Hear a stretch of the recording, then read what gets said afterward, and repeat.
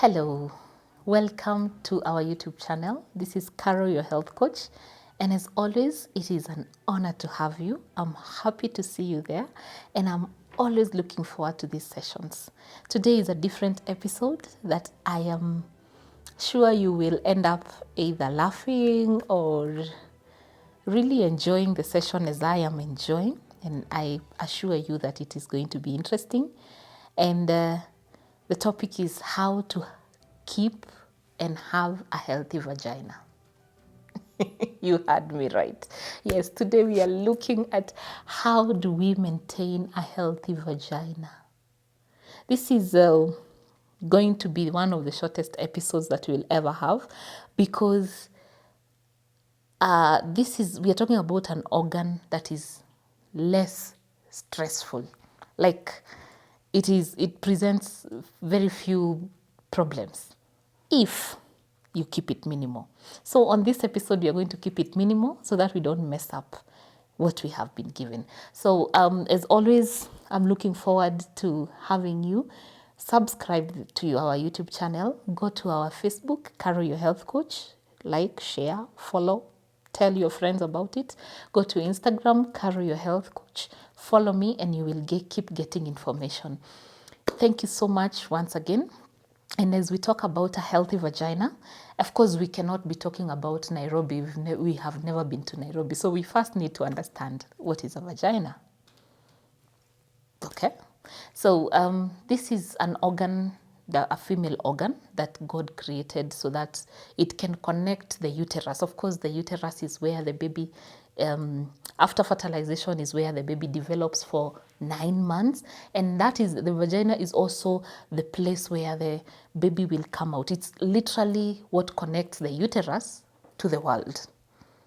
And it is the visual, the organ, the female reproductive organ that we are able to see. And that's why when a baby is born, men and women will check and say, he has a boy, he is a boy, she is a girl.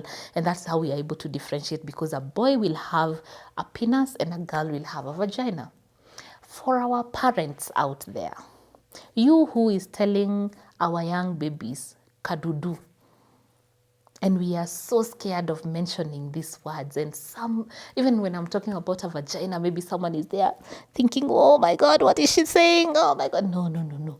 It is an organ that we should be able to talk about. And we stop telling our children kanunus. Because the moment someone will either touch it or someone will mess up with it, or they will grow up thinking, yes, as much as it's a private part, they will grow up thinking that it's shameful to talk about it. It is shameful. So even when they have a problem that relates to either the penis or the vagina, they'll not be able to come and talk to you. Why? Because they were made to believe that the organ it should be hidden. I'm one of those women who have gone through at a very tender age when I went through cervical cancer and I started talking about my cervix. Of course, you cannot talk about cervix without talking about your vagina. And at some point, they were like, oh my God, this one is talking about the unspoken. So our vagina, I say our because I have one, because I'm a woman. Our vagina is the one that connects the uterus to the world, as we have said. And so it is an organ that is very simple. An organ that, because of how we are created, the female reproductive system is internal. Unlike a man, for a man, we can be able to see the penis, the testicles, everything is outside. For a woman, everything is inside. And every time I'm teaching about the female reproductive system, I ask, when was the last time that you cleaned your ears? How did you clean your ears? Did you go inside there and put bathing towel inside past the eardrum and washed? How do you clean your nostrils?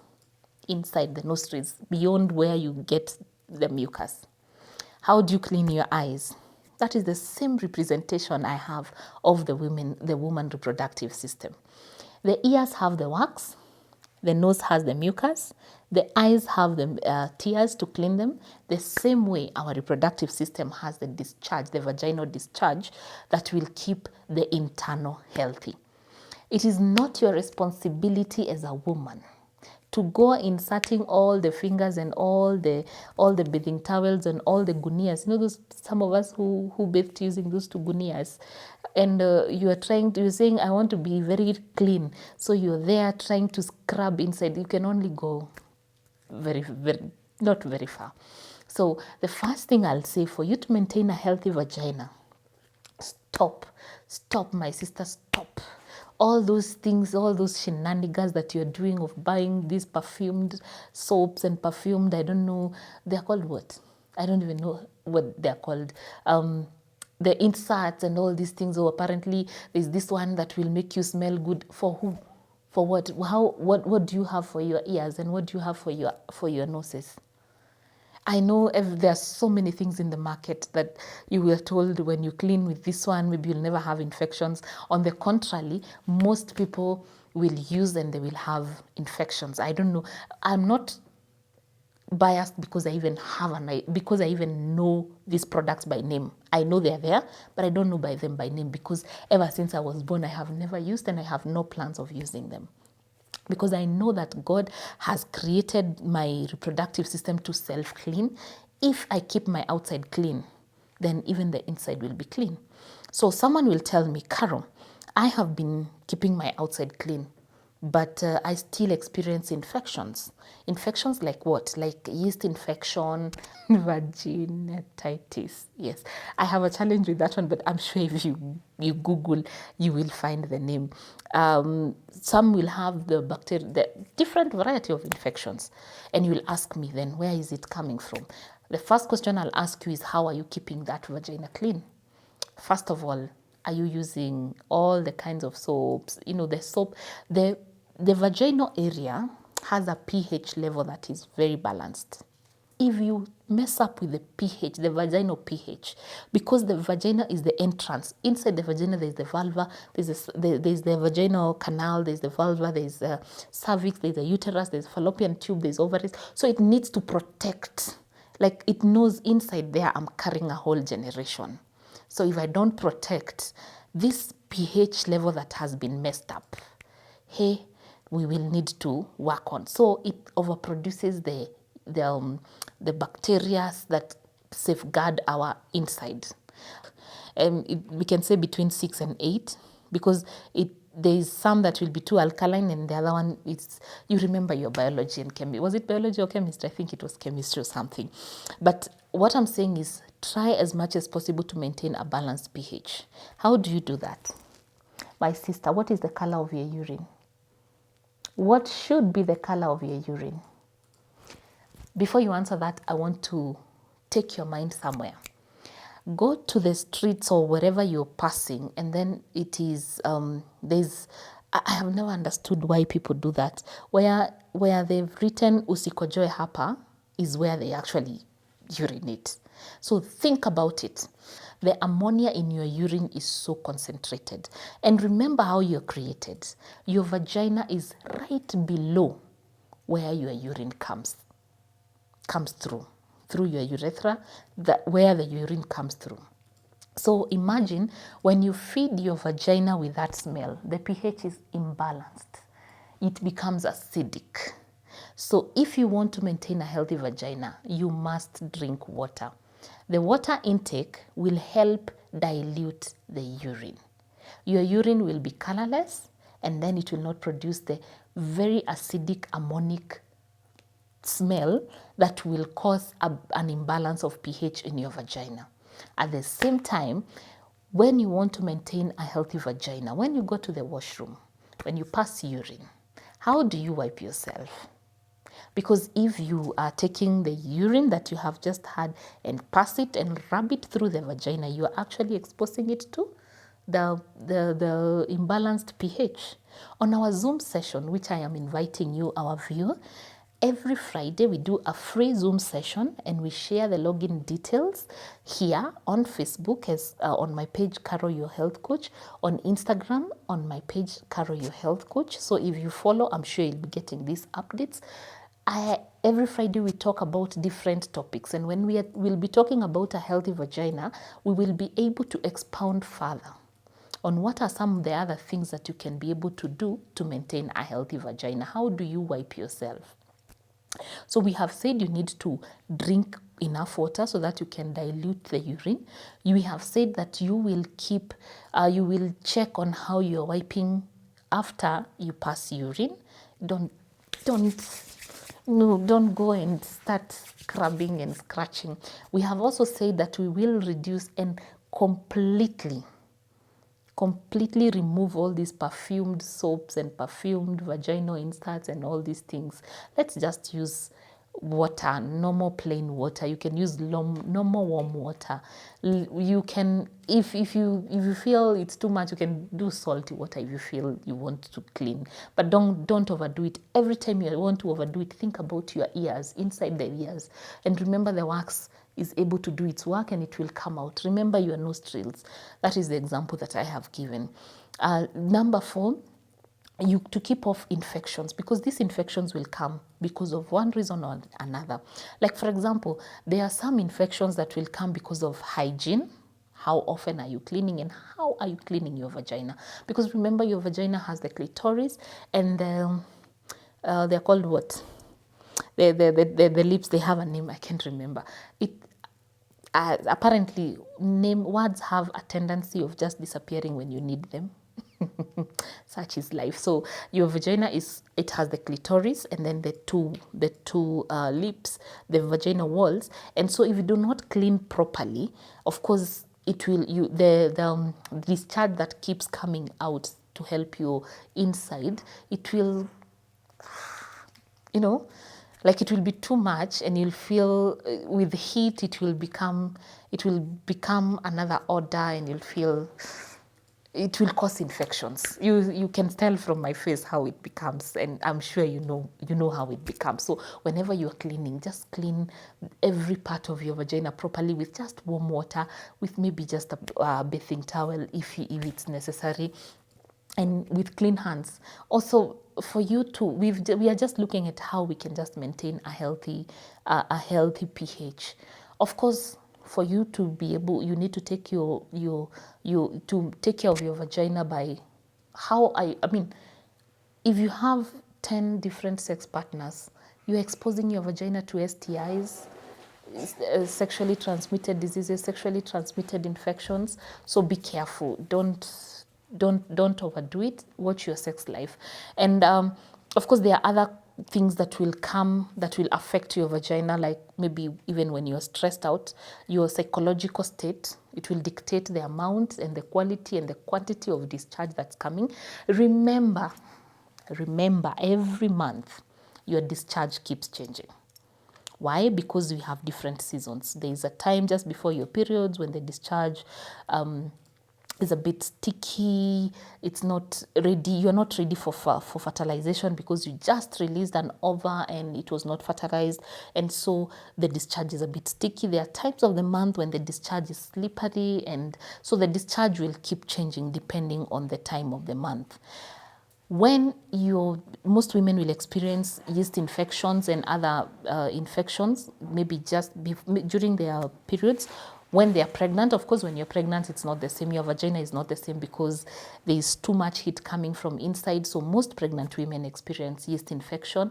And I know we'll have a conversation about all these infections one by one. I know one of the infections that is disturbing many women is the yeast infection. And every woman in their reproductive age, they will experience yeast infection once or twice before they learn how to manage it. Before I learned how to manage my vagina, I used to have I used to have consistently many yeast infections that were caused by different things. And I really suffered until when I learned just keeping a balanced pH. There are women, this is a very, very controversial topic that I remember when I told my best friend we were going to discuss about it, she told me, be careful when you're trending. There are women who will tell you, do we shave our vaginal area? Do we leave it? Do we wax? Which one do we use? Do we use a razor or scissors? That's a topic for another discussion. Make sure you subscribe to this channel where we talk about everything, the way it is, how it is, and then we are able to say, to see things as they are, and then we are able to discuss. So we will have a conversation. Let's have a conversation. Even on the comment section, you can tell me, what do you think? Should we shave? Should we not? Should we wax? Should we use razor? Should we use scissors? What do you think? So yes, we will have that great debate, a whole episode. But before then, let me know on the comment section. Let me know on my Facebook. Let me know on my Instagram as Carol, your health coach, and let's have this conversation. Now, as we conclude this conversation on vagina, how to keep a healthy and happy vagina, we need to remember that our diet plays a big role. Our diet plays a big role in maintaining a natural pH. You cannot tell me that you're feeding on all the wrong things, that you are overweight, that you'll be, because of course, if you're overweight, even how you clean the vagina, it will be a bit difficult. You have to be very sensitive about it. You also have to take extra caution. When you're overweight, it means then you'll not be able to have proper systems, the proper blood flow. And without proper blood flow, you'll not be able to enjoy sex. Without enjoying sex, you'll not have an orgasm, and then you will keep blaming sex and saying how bad it is. So I'm just showing you the ripple effect of not having a healthy vagina. There are things that interfere with our vagina, but the most beautiful thing is that this vagina it has elastic muscles. And one of the myths I've heard is that there are women who say they don't want to have normal delivery because it will rupture or it will mess up their vagina. And then there are those men who lie and say, since my wife gave birth, ni kama alipanuka sana, and I'm not able to enjoy sex with her. It's very psychological, that one, because these muscles are able to contract. If you ask a gynecologist, they'll tell you after birth, in I think less than 30 minutes, the vagina starts coming back, and God knew what he was doing. So it is a myth. But of course, the first few months after delivery, you don't expect your vagina to be the same. Maybe it was wounded. You have to take care of it with salty water. I'm sure we will have that discussion again as a separate episode. But as we conclude, we have said we will check our diet. We will reduce, minimize, and completely remove all these perfumed soaps, perfumed insertions, trying all these things that we are trying to put in our vagina. Apparently, I heard that there is another one that you put inside there and then it will tighten. Instead of doing all that, why don't you encourage yourself to be doing Kegel exercises? Do you know what Kegel exercises are? Yes. Kegel exercises, I wish I can illustrate. But I can't because it has to be within. Kegel was a person who invented the exercise. Literally, let me try and explain with my hand. So like even when I'm seated here, I'm doing the Kegel exercises where you hold your vaginal muscles and then you release. You hold and you release. As you're cooking, as you're walking, as you're singing, as you're doing this. This helps the muscles to keep strong. I remember when after surgery, my doctor told me about Kegel exercises. I was like, huh? Then he told me you need to train your muscles to be firm, and then that way they will not be able to lapse as you continue aging. So instead of inserting all those things, drink water, watch your diet, do physical activity, encourage yourself to keep doing Kegel exercises. If you'd want to know what Kegel exercises are or maybe further explanation, feel free to talk to me and I'll be able to explain to you. And if you're experiencing infections, let's try and treat them. We have said we need to check on how we wipe ourselves after urine and even after passing stool, which is something we are going to explain in deeper details on our Zoom session.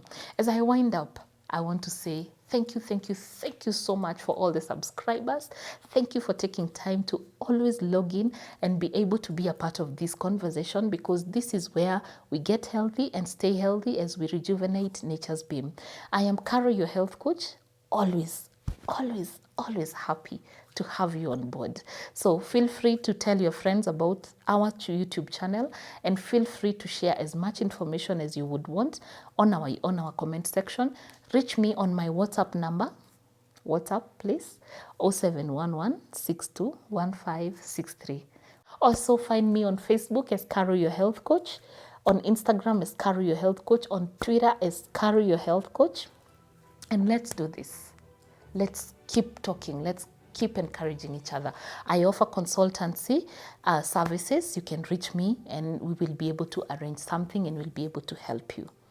Until next time, it was an honor having you and I'm looking forward to the next episode. Bye-bye.